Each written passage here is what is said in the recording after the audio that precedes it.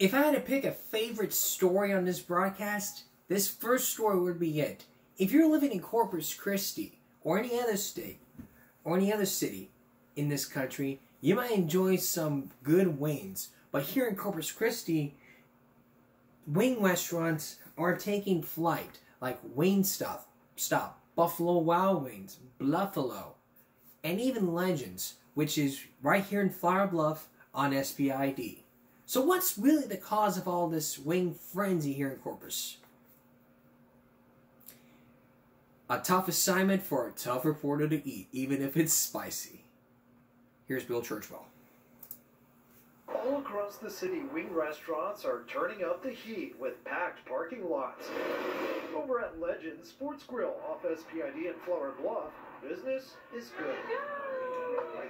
Wings for sure are really, really good. It's where a wing obsession, no doubt, has repeat customers like Gilbert Luna coming back for more. But everybody loves wings, I guess. I mean, I love wings. Owner Ashley Wilkie says she's been open now for 7 months after she saw a need in this part of the city. We found this brick and mortar place and decided it was a sign to go ahead and open it. Serving up a comfort food that is helping shake up the menu. Whether you like bone in or out, mild or spicy, the sky is the limit when trying to decide which flavor to savor. My favorite would have to be Asian because it has a little bit of sweet, a little bit of heat. Mike Jameson says it's the friendly staff that keeps him coming back. As for the wings, it's love at first bite. A lot of great options in Corpus nowadays, and just can't get enough of it. Across town, another brand new option, the Terrace Restaurant and Bar at Doddridge and Alameda. It's where they've been serving up a full menu where wings have been a big hit. It's a good variety, and we're really happy to see this one. It's close to our house. It's in the neighborhood. Just be sure to bring your appetite. 6 count, 12 count, and 18 count, and then 25 and 50. Meanwhile, out on Padre Island at Miradas, Tapas, and Cantina. You have any questions on the menu? Owner May Mendoza says wings might soon be added to her menu of Latin America-inspired food. Wings are just easy. They're kind of a fun food, especially we're big sports people down here. Mendoza has been open for 3 weeks. She's also the president of the local chapter of the Texas Restaurant Association and has seen the boom in new restaurants, especially locally owned. Mom and Pops can do a better job of giving you better value for what you get. She says despite the challenges restaurants faced following COVID, now is a good time for new entrepreneurs. We're a destination city. We're a place where people want to come to. That's something to sink your teeth into. Bill Churchwell, 3 News. Just a few of the places serving wings across the city. Thanks, Bill. So you love wings, Legends is it. Right here in Flower Bluff at SPID. I love it. Chicken fried steak, never had their wings, but one day we're going to do a show there and we'll meet the owner. We could do that soon. Really soon. 7 months, maybe 1 year. We'll probably do a show 1 year anniversary from inside the store if the owner gives me permission to do the show. But if you're not taking up the wings as a spice, maybe even a tapatio rub.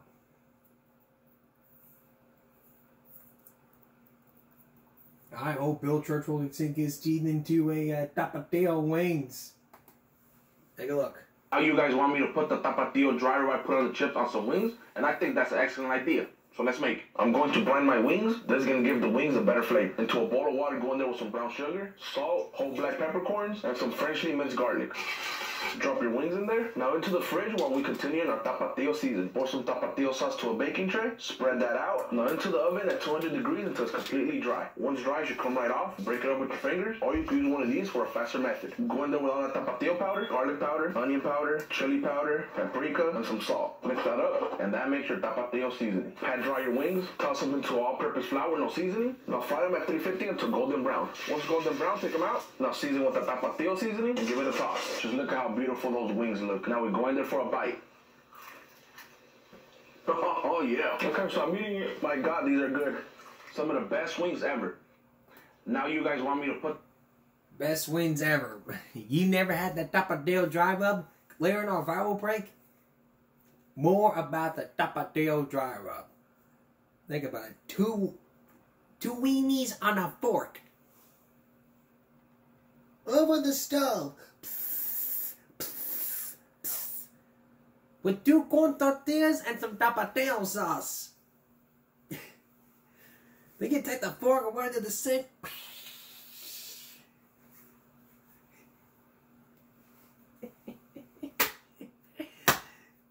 I wish I on the show with the laughter. Would be worse. You're cooking weenies on a fork while you're twerking right in front of the TV.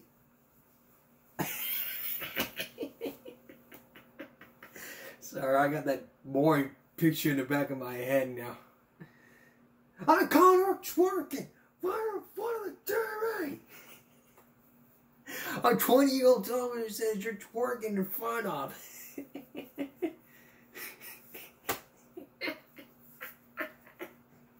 Oh, what a life. Alright, let's get into something serious here. Medical breakthroughs. There's a new medical breakthrough. There's a new medical procedure happening for people or somebody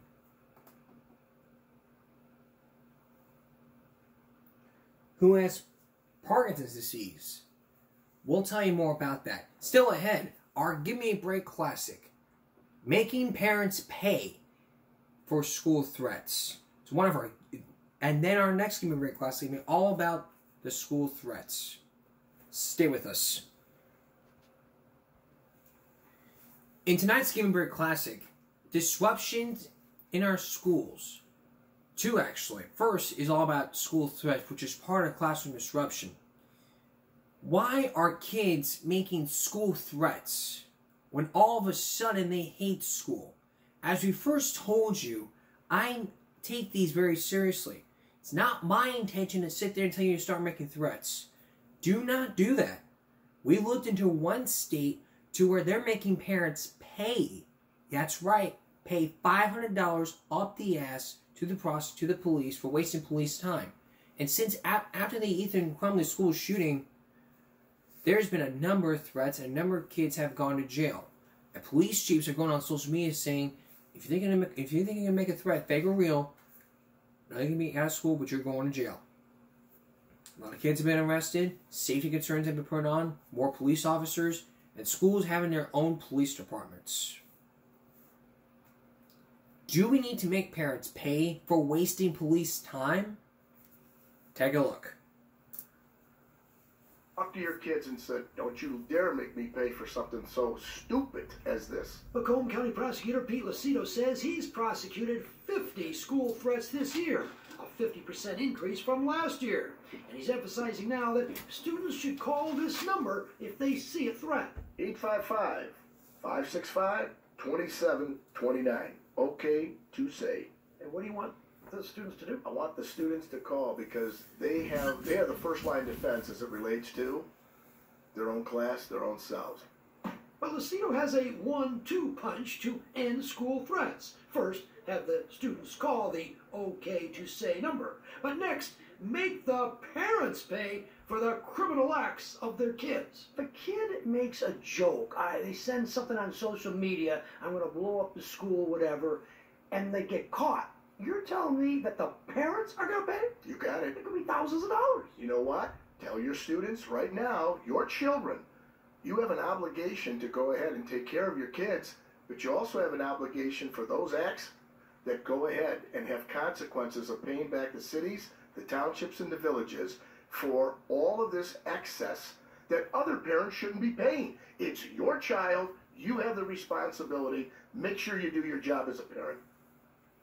All right, so you can be charged with a number of crimes. The biggest one would be making a threat of terrorism that is a 20-year felony. So, right. we were talking discussing about this, and this is the problem that has been on the books for years. However, in this state, even if you charge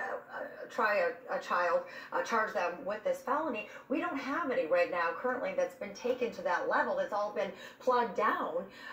If you charge a child who has made a threat or makes a false threat, don't you think that's going to set an example for these other children who keep doing this? If they finally do this and take it to the level of punishment where really right now it deserves to be. So you're talking about maybe a 12, 13, 14, 15-year-old kid. So yes, if you want to go through the criminal system and have the criminal felony on the record, yes, I guess you can do that. Most times in the juvenile system, it's kind of a system where you want to teach them a lesson. It's not really a criminal per se. It's a system where you want to get help. Sure. And the family needs help. The parents need help. Everyone needs services they can give them. So maybe the kid needs counseling. Maybe the kid has to be told right from wrong. Maybe the kid does have to go to Children's Village in Oakland County for a couple of days or a couple of weeks or a couple of months. But if you see your friend being charged with a 20-year felony and as an adult and possibly spending that time in bars, it might change your mind about they calling usually them. charge them. They usually do charge, but then yes, they can plead down. They can go through the juvenile system. There's another thing. There's another thing Lucido wants to talk about. It's called the Hero Award. So a Hero Award is an award given to the school, not the kid that calls the number to report. It's to the school. So everything is anonymous, and I know that he wants to emphasize that. Something's got to be done. We had 4 today, and I know we had there's every day there's Hitting all mom 3 and dad in counties. the pocketbook, Lucido is saying, That's- may I actually That's start tough. getting people to start But that's doing tough that. because some parents can't even pay for their kids' lunch. I mean, know. how can you do that? Well, That's a tough situation. let's see how many convictions and how much they are going to be charged. Something needs to be done, Will. though. Something's got to happen. Yeah, sure. Right. Thanks, Charlie. Something's got to be done here. And like we talked about, I've been dealing with school threats ever since after the school shooting. Do not make threats. You can go to jail. Just do your research. Look what the FBI has posted. These threats are real, and if you don't believe me, you can watch all the previous episodes of this broadcast. They can tell you about what's going on, and even what the FBI has put out. Do your homework. Don't just sit there and go, oh, I don't want to go to school today. I'm going to make a bomb threat. Dom Tracy had that idea. He made a bomb threat. Well, he did not make a bomb threat. He claimed that a fan called the school saying there was a bomb. And they suspected that Dom Tracy, the famous YouTuber with over 1,000 subscribers, said he did not make that threat. When in fact, it was a fan who did it. He called the school, the fan called the school saying there was a bomb, and the whole school evacuated. They started looking for Dom. He got pissed because of the whole thing. But all this was before.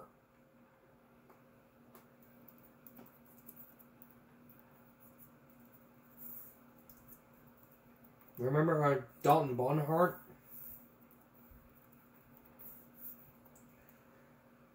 Dalton Bonhart back in 2019, a 15-year-old, he was arrested for making a school threat.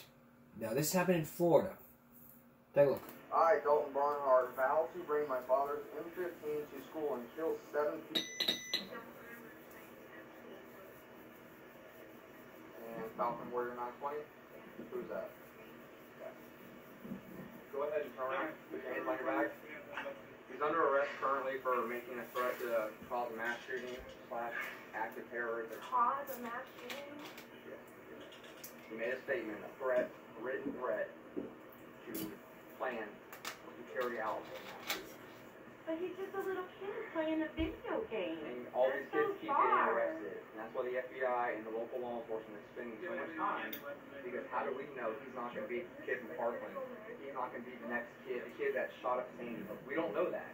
So when you draw the attention to you by making these statements as they may be jokes, I mean, I wouldn't expect the kid to go, yeah, I'm dead serious. I'm going to go shoot everybody up. No, when we're caught, it's a joke. I didn't mean it. It's a joke. That's when you're caught. But these games, these kids say stuff like that all the time. It is a joke to them. It's a game. Guess what? So Guess what? wrong. My time Hate law that game. enforcement is spent doing is arresting these kids for making these statements all the time, and for stopping acts too as well. Okay. So that's what our job is to make contact, because these kids think that it's a game or a joke, so they go ahead and make these comments. But it's just a comment. So how is there an There's arrest? a Florida state statute that says you cannot make a written threat to cause a mass shooting, act, or kill or harm anybody else. Legislature has chosen to Well, he do didn't that. cause or act or do anything though. He made the statement too. It's a written statement. It's a written statement. It's a written threat to kill or to make a mass shooting or act of terror. So if I get on there and say, I pledge ISIS and I'm going to blow everybody up, that's the same charge as, you know what, man, I'm fed up. I'm going to go to school tomorrow and shoot up my school. So he'll be going to DJJ, What's that? the juvenile jail.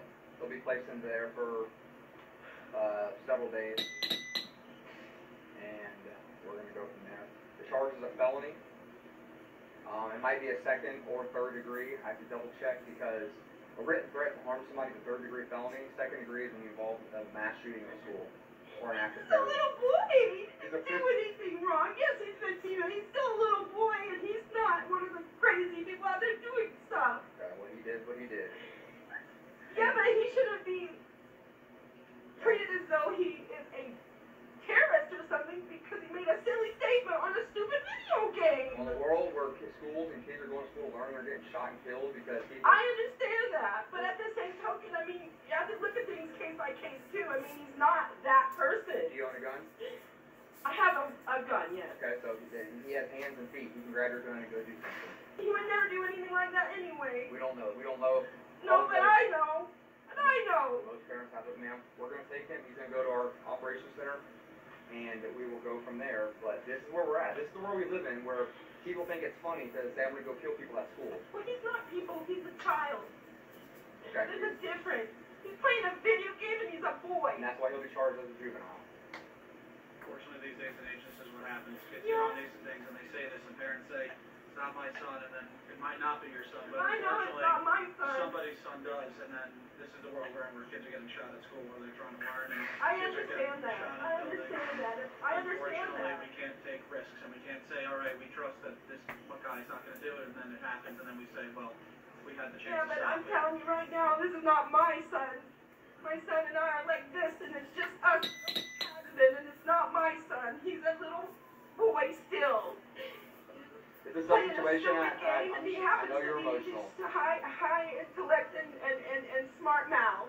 Well, that's And what you know got him what? caught up. The grown-ups on these games goad them into these things, which is what happened. You need a roof over your head, food, and water. He doesn't need the game. Just That's right, he doesn't. You should take those away because these adults that are influencing may have done that in the past, but guess what? They're not in trouble today. He is because he made those statements. We can't put on what they've said in the past to give him justification why he said what he said, ma'am. He made the charge. He's going to face the consequences. Right? Let's go. Thank you. Ma'am, can I have you first? I need your last name. Look, you may sit there and say it's not my child. That is your child. He made the threats. But you may sit there and have your child play innocent, but that's your fault. You bought them. You bought him the game. You didn't tell him about the online stuff. Take those away. Give them all they need. All they need is a room with a bed, a pillow, and a blanket. That's it. Excuse me. That's it. No television, no video games, no laptops, no iPads, no whatever. Those are all privileges. If you want those things, you earn them a step at a time. And a step at a time it is. Do you believe there's a medical miracle for Parkinson's disease? Up next, we're going to show you a medical miracle that can happen with Parkinson's disease, and then we're going to take you to Egypt, where a discovery has been made, where some discoveries have been made for over thousands of years. Stay with us. Do you believe in medical miracles? We showed you a miracle to where a 16-year-old woman had a heart attack. We also showed you a medical miracle. We also showed that was one medical miracle. We also showed you a medical miracle about someone who has a bone marrow transplant. Coming soon, we're going to show you a medical miracle all about giving birth to a healthy baby girl, baby child, Angela Grace. But do you ever believe there was a medical miracle for Parkinson's disease? It's a rare condition that's in the brain, causing uncontrollable muscles. But for the medical miracle you're about to see in California, it can have high hopes than expected. Here's Jay Shaler.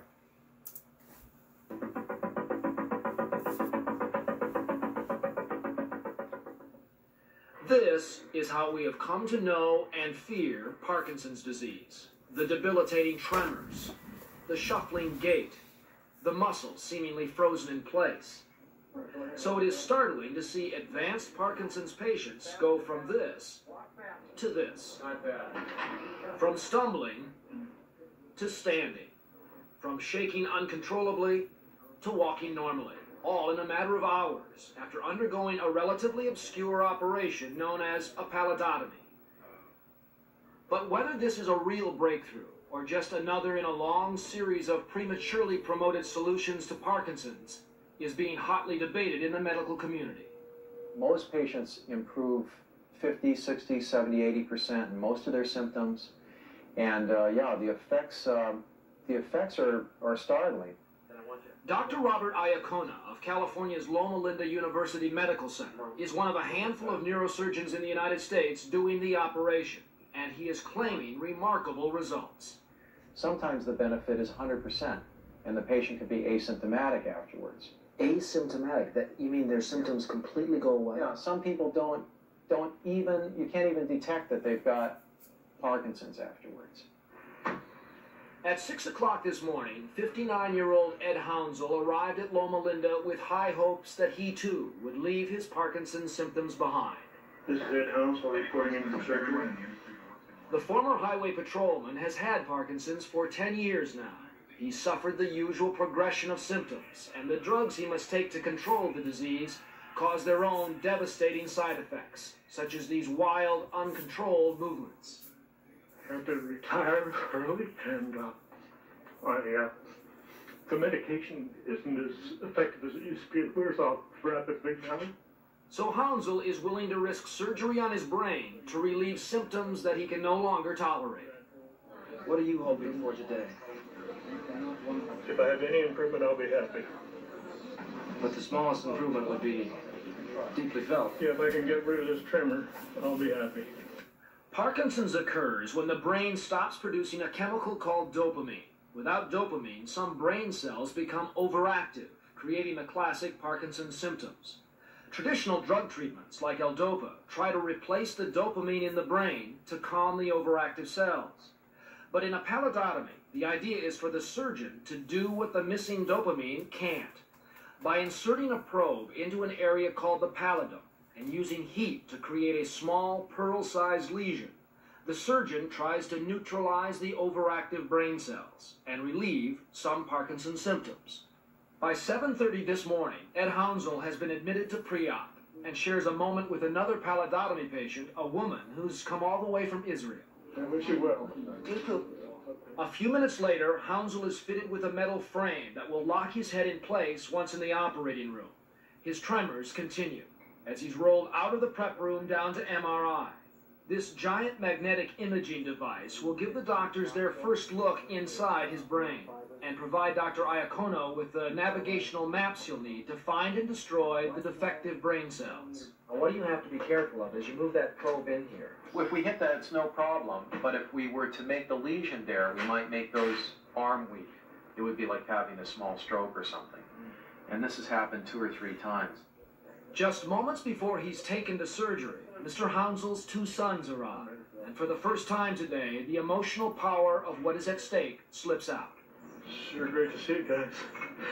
It's neat.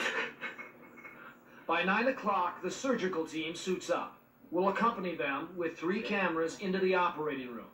The patient is given only a local anesthetic. In fact, the success of the operation depends on his being wide awake and able to communicate changing sensations to the doctors. How are you doing? How's that, Doc? Hey, okay? Yeah. Is everything set for you? Uh-huh. Good. Hang in there. Oh, yeah. Hounsel's legs and feet are still erupting into spasms. After drilling 2 quarter-inch holes through the patient's skull, Dr. Iacona begins a long and delicate process of precisely directing the thin Teflon probe toward the targeted cells. New x-rays confirm he's on course. Here's what we believe to be the ideal final target. The probe's coming right on down. So we've got this navigational update and shows that we're right on target. One final test and Iacona will be ready to heat the probe. The lights go out and electrical impulses are fired into the brain, further refining the exact position of the surgery. Okay, any lights or colors? Yeah. What color were they? Light green, I think. Okay, great. The target has been found. The heated probe emits a high-pitched tone. The first treatment will be on the right side of the brain, and almost immediately, tremors on Mr. Hounsell's left side begin to subside. Look at the right foot go. Nothing on the left. Your left foot is not moving at all here, Ed. That's correct. That's unusual. That's unusual. Yeah. It's because the operation's working, man. It's working. It's working. What do you think of that? A quick verbal test confirms the patient's speech patterns have not been affected. The ragged rascal ran. The ragged rascal ran. Now's the time for all good men to come to the aid of their country. Now's the time for all good men to come to the aid of their country. His sense of humor hasn't been impacted either. I pledge allegiance to the flag of the United States of America. And to the republic for which it stands. Good. All right. Speech sounds good. Despite the results claimed by Loma Linda, other Parkinson's experts are warning it's premature for the surgery to be touted as a remedy for Parkinson's. It's too early to say that these represent effective treatment for Parkinson's disease or for movement disorders, either one. Dr. Jack Wisnott is president of the American Academy of Neurology. It's conceivable that a fair number of patients could be benefited, but I would reiterate that it's too early to make a judgment about that. While Dr. Iacono has done more than 500 pallidotomies, there have been few carefully controlled studies and little long-term follow-up on pallidotomy patients. That's particularly important with Parkinson's because over the years, other treatments that held early promise were found to lose their effectiveness over time. One of the terrible twists for a lot of these Parkinson's patients is the false hope that has been handed to them in the past. So many Parkinson's patients have in the past felt a false hope. That's right. That they're going to be given a cure. Right. Do you worry that that's what's happening here in any sense? I don't have that feeling about pallidotomy. It seems to be a really, really strong operation. Back in the operating room with Mr. Hounsell, doctors are about to repeat their procedure on the left side of his brain. Again, the lights are lowered, and this time, a microphone picks up the sound of Parkinson's disease. Can you hear that? Popping? Yeah, that's a hyperactive neuron. The whole area is very hyperactive. We happen to touch the very hyperactive area. The second target is located. Again, the probe is heated. And again, the most profound symptoms, this time on the right side, begin to subside.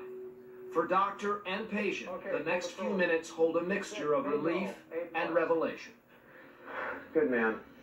Great job. Yeah, you did a great job. It looks gorgeous. How's that feel, Ed? Pretty good. Great. Anybody want to dance? There you go. Okay. Snapping real quick.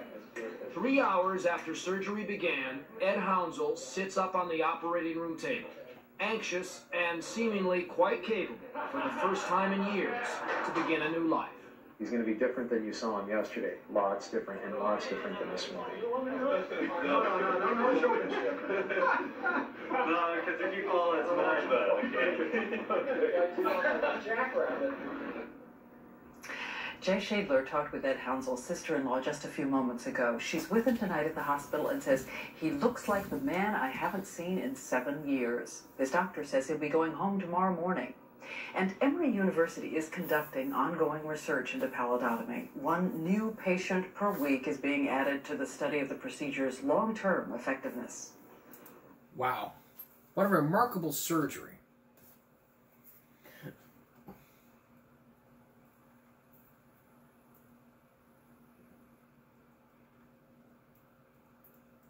And even a remarkable surgery to even talk about on this broadcast. The very first medical miracle.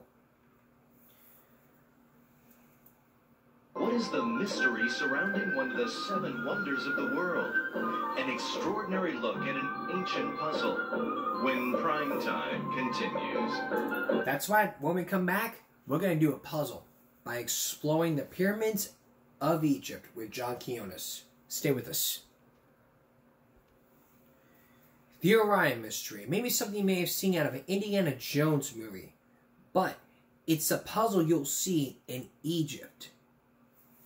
So, This next story is all about something that's happening in Egypt through thousands of years throughout the pyramids. You're going to enter those pyramids, and you're going to witness a puzzle that will be solved by unlocking the Orion mystery. Here's John Quinones.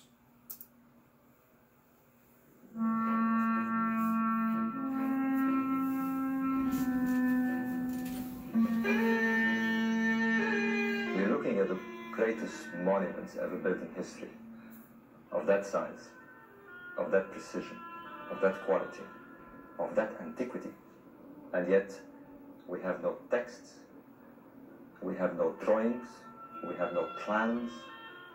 What we have here is a gigantic question mark. Robert Bauval has spent 12 years searching for the key to one of the world's oldest mysteries. Why were Egypt's pyramids built? And why here, in the middle of the desert? For 4,500 years, John, this site, these pyramids, have stubbornly kept their secret. And suddenly, in the last few years, we're breaking through. The answers, he says, lie in the heavens. The Egyptians were the world's first astronomers, and they were also the first to name the constellations. Among the most important was Orion, which represented Osiris, the all-powerful god of the afterlife. Bauval was intrigued by all of this, so he combined his background in engineering with astronomy and compared the location of the 3 pyramids at Giza with the positioning of the 3 main stars in the belt of Orion. It occurred to me that you had 3 stars, you had 3 pyramids on the ground, and the next thing was to notice that the little star, the topmost star, was offset a little bit to the east. Just like what you see on the ground. And immediately it was like 2 pictures overlapping in my mind, and I saw the pyramids in the sky. He then went a step further. He began studying the Great Pyramid of Cheops, the first and largest pyramid. Inside this massive tomb, we find burial chambers for the king and queen, a great gallery, and 4 shafts, 2 of them supposedly used for ventilation. Bauval followed the trajectory of the southern shaft and discovered that it led directly to the constellation of Orion. The shaft pointed very precisely to Orion's belt. It is, in short, a finger. The pyramid points to its place in the sky. According to Bauval's theory, when a pharaoh died, his body was mummified and then laid inside this great pyramid. It was part of an elaborate funeral ceremony that may have lasted months. And then, late one night, as the constellation of Orion appeared in the heavens, the king's spirit began its celestial journey. From this burial chamber, says Bauval, the king's soul would fly through the southern shaft, and now resurrected, would find its final resting place among the stars. I've discovered that their intention was to build a afterworld, a world for the dead, a world for these monarchs that they believed existed in the sky. This theory, it's just fantasy. It's a fantasy theory. Zahi Hawass is perhaps the world's best-known expert on pyramids. We as Egyptologists try to write what's true. Try to write with evidence. You can't make a theory without evidence. As director of the Giza necropolis, the sprawling cemeteries that surround the pyramids, Hawass has little time for theories. It's fascinating. This is the world's oldest tunnel? Oldest tunnel in history. If they did not cut that tunnel here, they have to go on the other side of the pyramid.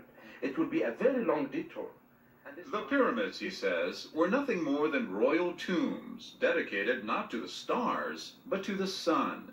In fact, for hundreds of years, archaeologists have maintained that life in ancient Egypt revolved around the sun.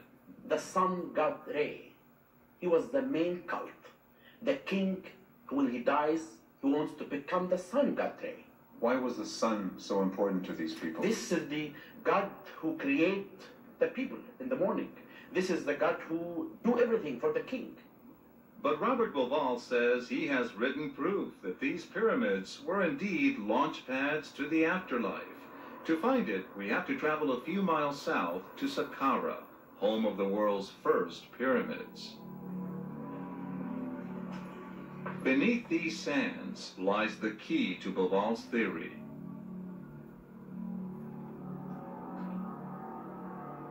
Oh, this is amazing. These are the pyramid texts.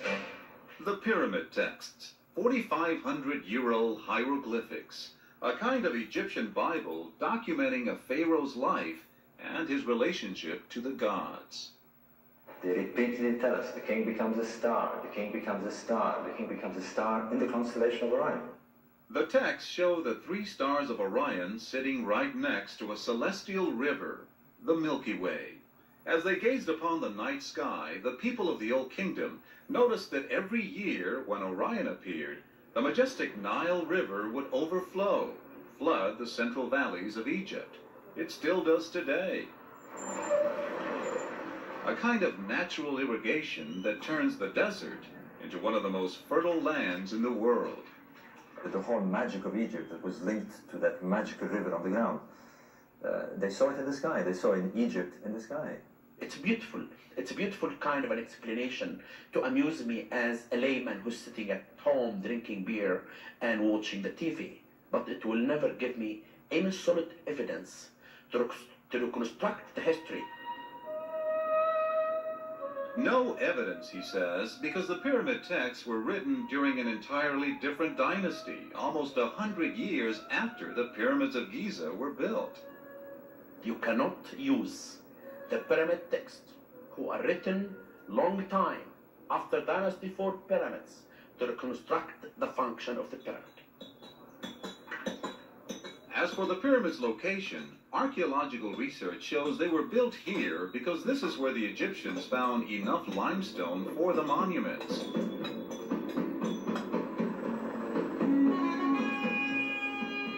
It was also the only place with a solid rock foundation that would keep the pyramids from sinking into the desert. But archaeology has certainly not put an end to all the theories about the pyramids. I have been answering hundreds of theories. Every theory will stay for 2 months, and after that it will go with the wind. Hawass has heard it all before. Theories that the pyramids were built by people from the lost civilization of Atlantis, by aliens or slaves. The ruins he's uncovered, he says, should put all those theories to rest. Take, for example, his latest discovery. This discovery, as I told you, is very important because this is unique architecture.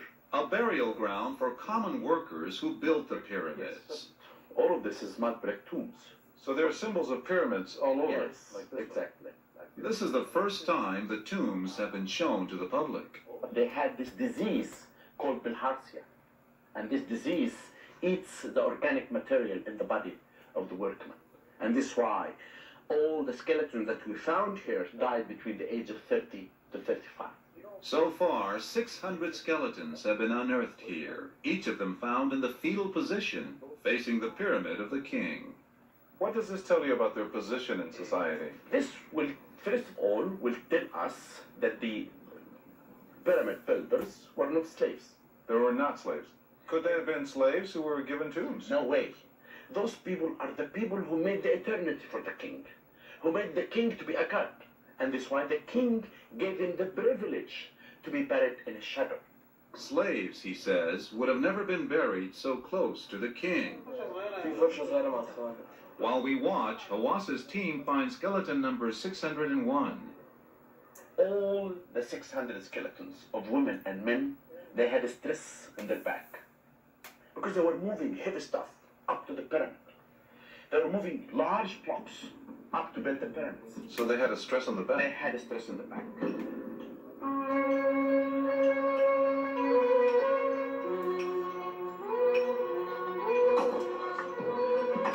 It's believed the workers spent 20 years building just one of these pyramids. Hawass says it wasn't so much a religious experience, but rather a massive civic project designed to build a great society. Well, I think it is ridiculous. I mean, it's grafting a modern vision of economics and social culture on people who didn't think like that at all. If you were guaranteed life after death for hard work, and you really believed it was possible, you'd do it. Otherwise, you wouldn't do this. No matter how backbreaking. No matter how backbreaking. You're paying for eternity. You're paying for a ticket to eternity. Bauval is spreading his message in a book called The Orion Mystery, already a bestseller in England. It looks like there's something to be examined here. He's getting rave reviews and is now on the lecture circuit. Now what you're seeing is a direct overhead of the Great Pyramid.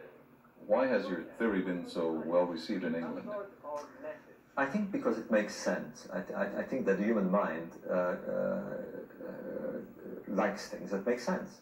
I always advise any one of my friends who doesn't have a job in America, you know what I tell them? Come by the pyramids, take some photographs. Go to New York and think about any crazy idea. And write a book. You'll be rich. In just the last couple of years, Hawass and his team of archaeologists have discovered the ruins of an entire city at Giza, including yet another pyramid. They're now rebuilding it.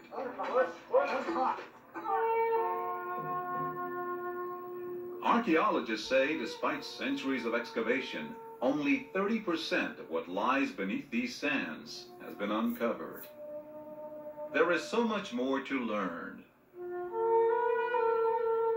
Did the Egyptians know something about an afterlife that we have yet to discover? Could the pyramids be the passageway to heaven? Dr. Hawass, you have to admit, the position of the pyramids is just like the position of the stars of Orion. It's an imagination. It's fantasy. The man is not basing his theory on any archaeological or philological evidence at all.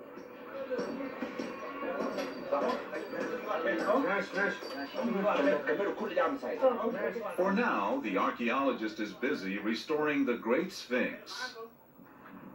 And the engineer, he's writing another book, this time claiming the Sphinx is 8,000 years older than most archaeologists believe. As for his controversial claims about the pyramids, what if your theory is proven wrong?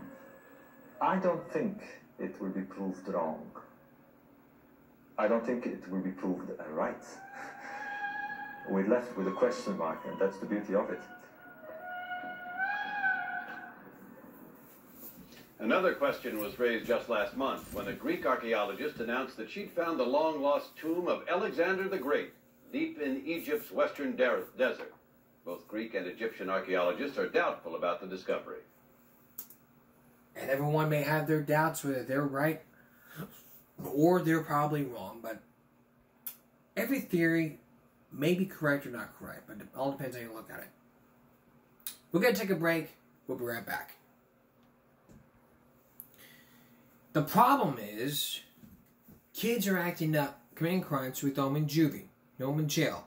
What's the solution for this? As we talked about, we showed you a report from Dayline about Dr. Ronald Davidson and a place called, what was it? Oh, High Plains. We showed you the High Plains Institute, to where it was a juvenile correction center. Although it's called a youth center, it's just a juvenile place that houses a lot of kids. But what is wrong with shipping people with troubled kids to all states?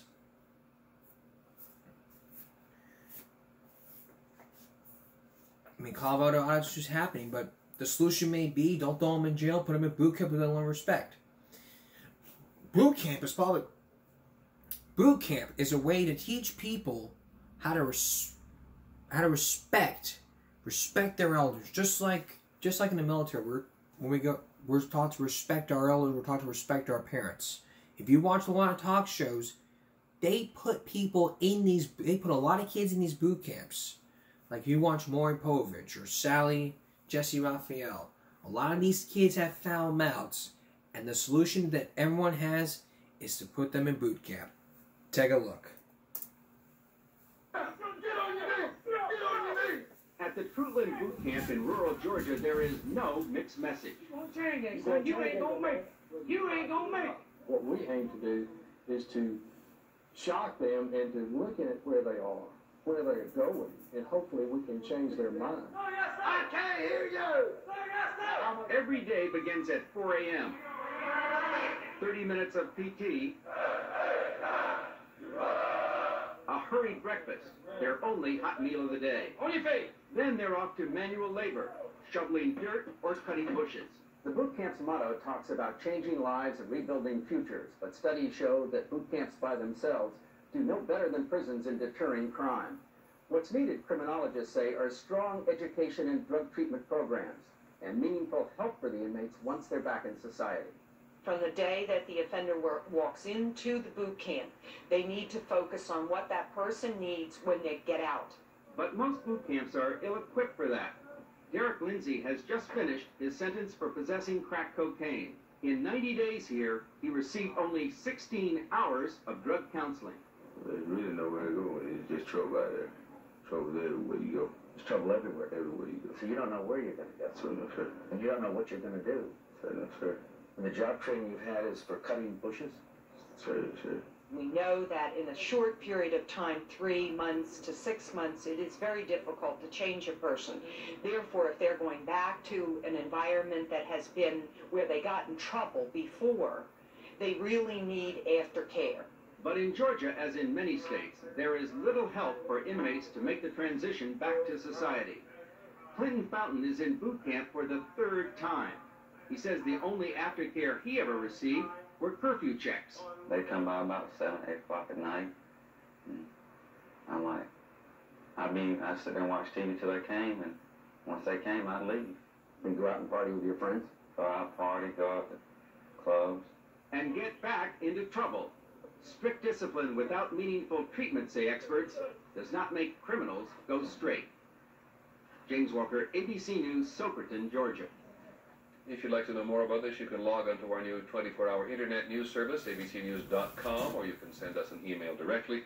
Our address is solution@abc.com. So now we know, boot camps are just probably things, are just issues. we're going to show you an example about boot camp. All kids, if you watch these teenage, out-of-control teenager shows, boot camp is probably the biggest one ever.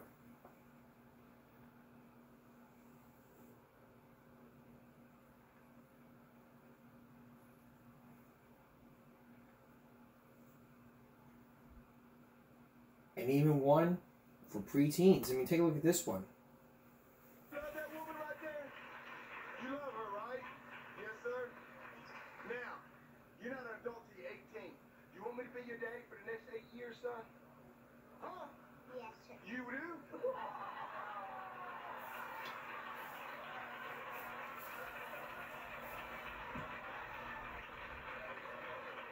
Why you want me to be your daddy? I have no daddy. You had no daddy? Well, let me tell you something. Come here, give me a hug.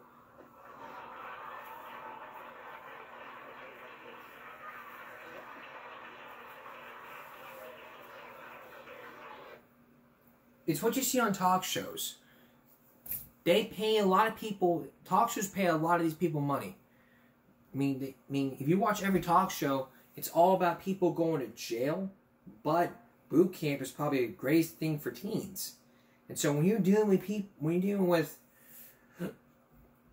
children killing children, juvenile delinquency, put them in juvie hall is just one way to go, but treatment centers, it's just probably another way to go. So we don't need boot camp. Solution is counseling and juvenile jail. We'll be right back. Tonight's File Pick is all about one question. How would your parents feel about the music you hear? Del Mays is here to explain.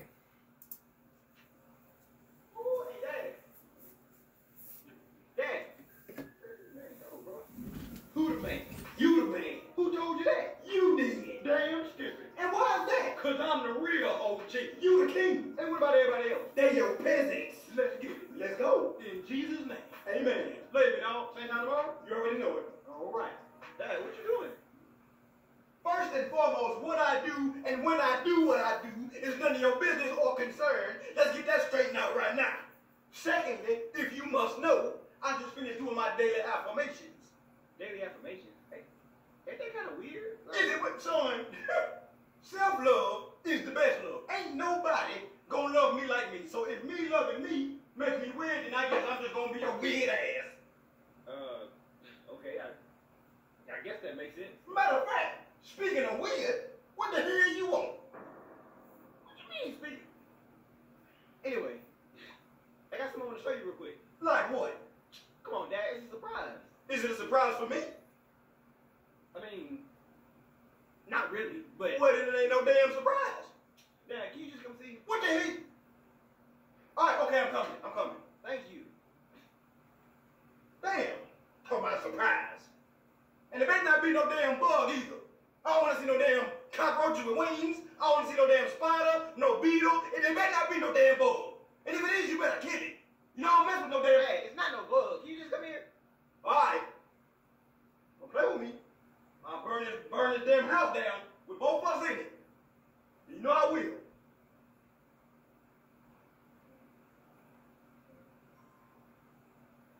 What is it? Come on, Dad, have a seat.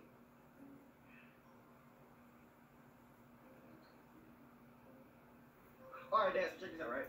So, as of recently, I started rapping. Oh, hell no. Wait, Dad, where you going? Son, don't take this the wrong way, okay?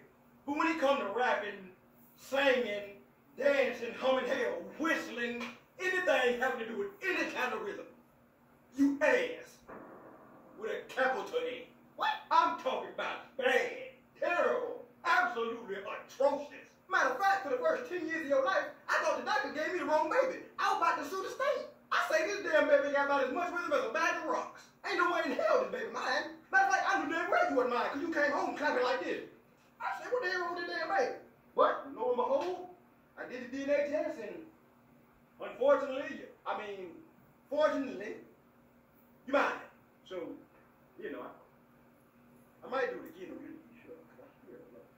Dad, for real, like, I really tried my hardest, and I think it sounds pretty good. Can you just listen to it? Okay, all right. I was trying to save you the embarrassment, but if you want me to hit the damn thing, I'll hit it. But listen here, you know me. You know I don't bite my tongue, and I ain't gonna tell you no damn lie. So if it's bad, I guarantee I'm gonna tell you it's bad. Okay, and what if it's good, though? Oh, I know it's gonna be. I can tell you 100%. I already know that. I bet you everything in my bank account, plus both arms, that it's not gonna be good. Ain't no way in hell. I already know it. Damn. All right, come on. Let me hit it. All right, here we go. Hey, this your boy D-May. Oh, God. I've been puffing on that gas. Oh, what the hell? Huh? You been puffing on what? First of all, when the hell did you start smoking? And secondly, whose house have you been smoking? I tell you what, only thing gonna be smoking in this house is your ass after this belt done sliced it. No, Dad, you got it wrong. I don't smoke or nothing. So what the hell is you talking about puffing on gas? Dad, that's just how people rap nowadays. It ain't gotta be true, it just gotta sound good. What the boy, have you lost your damn mind? See, this is wrong with your generation. This is why I don't listen to rap music now. Because all y'all do is lie about stuff that you ain't doing and trick these little kids into believing you're somebody that you're not. You mean to tell me you can't make a good rap song and tell the truth at the same time? No, not really. But Dad, listen. That's just how rap is. Everybody do that. Why don't you want to be a leader instead of a follower? It depends on how much they're paying. All right, you know what? All I'm saying is, if you gotta lie to make a good rap song, then you're not a good rapper. So can I finish the song? Or can you finish? Hurry up! Okay, cool. Damn kids. Hey, this your boy D-May. Oh, God. I've been puffing on that gas. You know I got cash. I pull up in the stacks. She say she wanna smash. Running up on me and I get up by my face, huh? I be flipping packs, huh? Smoking on these drugs. Everybody thugs. I'm a rapper too, so give me a hug. I'm willing to kill this baby. I don't know where it's from.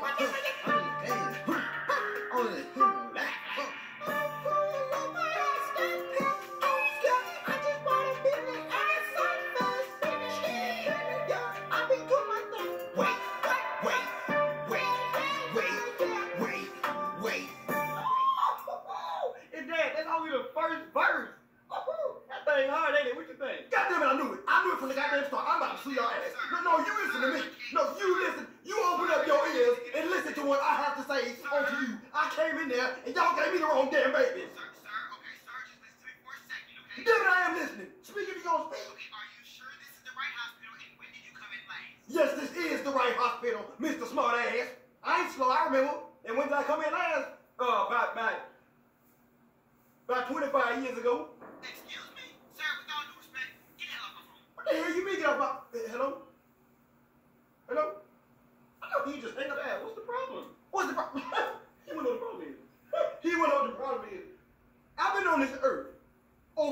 30 years, and never in my entire existence have I heard anything like you just played for me just now. You in what? It's like that? That's what I'm talking about. So on a scale of like 1 to 10, what you think? Probably like a 9? Negative everything. You don't deserve a number. What you mean? That was absolutely terrible. Not only is you lying about smoking, you talking about making money. What money? You just asked me for $5 yesterday. Then you talking about you gonna shoot somebody. Talking about run up on me, bang, bang, bang. I sprayed your ass with the water hose and you started crying. Who the hell is you finna shoot? You about as soft as a marshmallow. Oh, and then you really lost your mind talking about she wanna smash. Who the hell is she and where has she been? Cause I ain't seen her. The only relationship you got is the one you got with that damn lotion beside your bed. Man. Hey, don't get mad at me. As the kids say, I'm just keeping it a band. Somebody gotta say it. Talking about smoking on that gas. How you gonna smoke something you can't afford?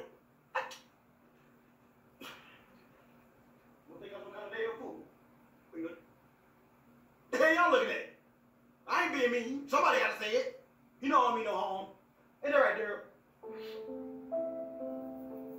He get over it. Stop all that damn crying. Nobody care about that.